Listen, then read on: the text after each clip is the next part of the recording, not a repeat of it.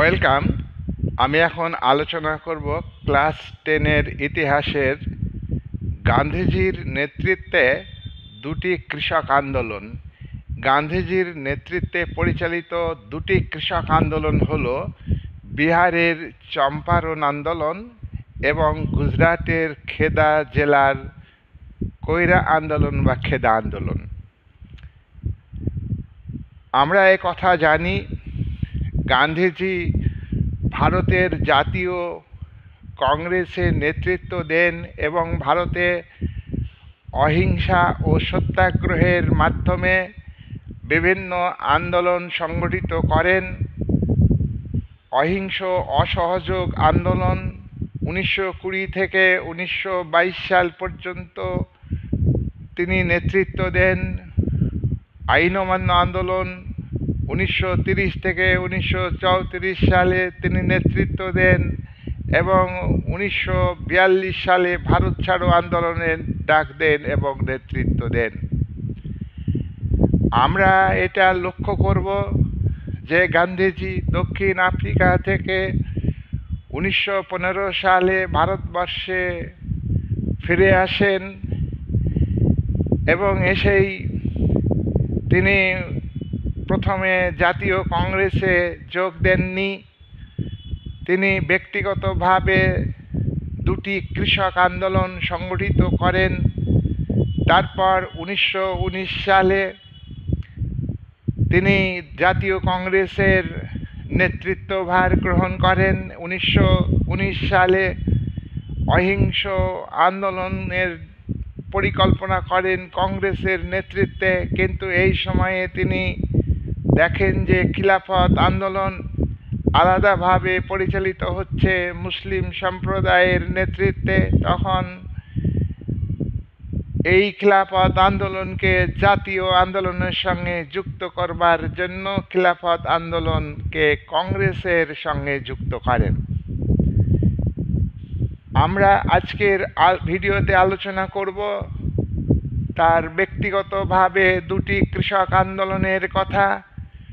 1917 সালে বিহারের চম্পারণ জেলার কৃষকরা তারা নীলকর সাহেবদের বিরুদ্ধে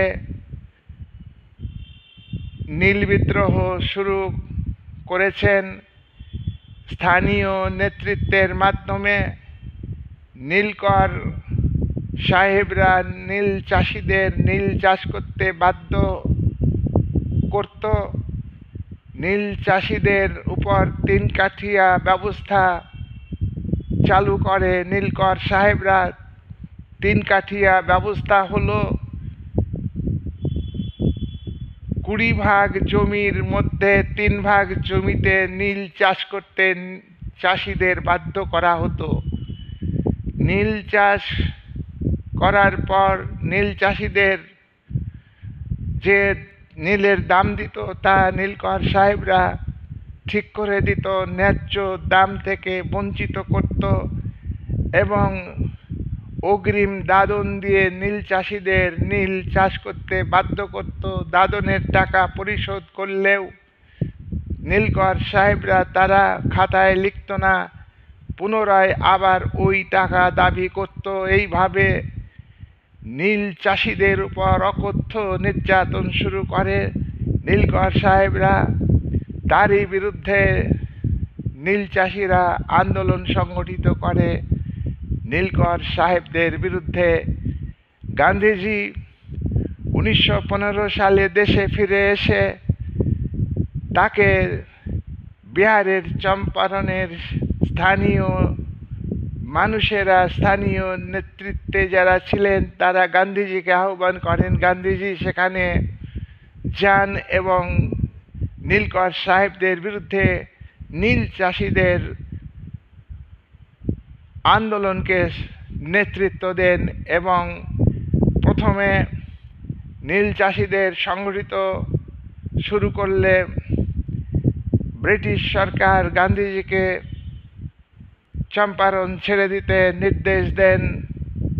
আন্দোলন সংগঠিত করার ক্ষেত্রে বাধা সৃষ্টি করে, কিন্তু গান্ধীজি তাতে কোনো কর্ণপাত করেননি।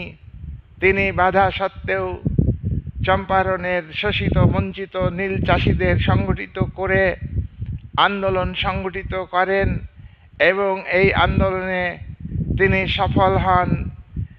তিনি আন্দোলন এমনভাবে সংগঠিত করেন, ব্রিটিশ সরকার শেষ পর্যন্ত 1917 সালে নীল চাষ বন্ধ করতে বাধ্য হয়। নীল কর সম্পর্কিত আইন পাশ করে নীল চাষিদের নীল চাষ করা বাধ্যতামূলক যেটা করা হয়েছিল সেটাকে বাতিল করে ইচ্ছা অনিচ্ছার উপরে নীল চাষিদের নীল চাষ করাটা নির্ভর করত। সুতরাং গান্ধীজি এক্ষেত্রে ব্যক্তিগতভাবে দরিদ্র কৃষক শ্রেণীকে সংগঠিত করে যেভাবে তিনি সফল হয়েছেন, ভবিষ্যতে তিনি যে গণ আন্দোলন গড়ে তুলেছেন, তিনি যে জাতীয় চরিত্র একটা বিশেষ ভূমিকা পালন করেছেন ভারতবর্ষের ব্রিটিশ সাম্রাজ্যবাদী এবং ঔপনিবেশিক শক্তির বিরুদ্ধে আন্দোলন সংগঠনের ক্ষেত্রে এবং ভারতবর্ষের রাজনীতিতে। আমরা তারপর আর একটি আন্দোলন, কৃষক আন্দোলন গান্ধীজি নেতৃত্ব দিয়েছেন। সেটা কোন আন্দোলন? 1918 সালে তারই রাজ্যে গুজরাটের খেদা জেলাতে বা কইরা অঞ্চলে তিনি আর একটা কৃষক আন্দোলন সংগঠিত করেন। 1917 সালে ব্যাপকভাবে বর্ষা হয়। সেই বর্ষাতে কৃষকদের ফসল নষ্ট হয়ে যায়। কৃষকদের ফসল নষ্ট হলে কি করতে হয়? সরকারকে কর ছাড় দিতে হয়, কিন্তু সরকার কর ছাড় না দিয়ে ওই কৃষকদের উপর, খেদা জেলার কৃষকদের উপর আরও বেশি করে কর আরোপ করে। সেই সময়ে গুজরাটে কৃষকদের উপর রায়ত ব্যবস্থা ছিল। রায়ত ব্যবস্থাটা কি? রায়ত ব্যবস্থা হলো সরকারকে কৃষকরা সরাসরিভাবে কর দিত বা খাজনা দিত। জমিদারদের মাধ্যমে কৃষকরা কর দিত না। তাই জমিদারদের বিরুদ্ধে নয়, এই খেদা জেলার আন্দোলন, কৃষকদের আন্দোলন হচ্ছে ব্রিটিশ সাম্রাজ্যবাদী শক্তির বিরুদ্ধে সরাসরি আন্দোলন, সরাসরি খুব অসন্তোষের বহিঃপ্রকাশ। কৃষকরা খাজনা দেবে না এই বলে সংগঠিত হয়েছে স্থানীয় নেতৃত্বের সাহায্যে। গান্ধীজিকে এক্ষেত্রে ডাকা হয়েছে, তাকে নেতৃত্ব ভার দেওয়া হয়েছে যে আপনি এই আন্দোলনকে সংগঠিত করেন।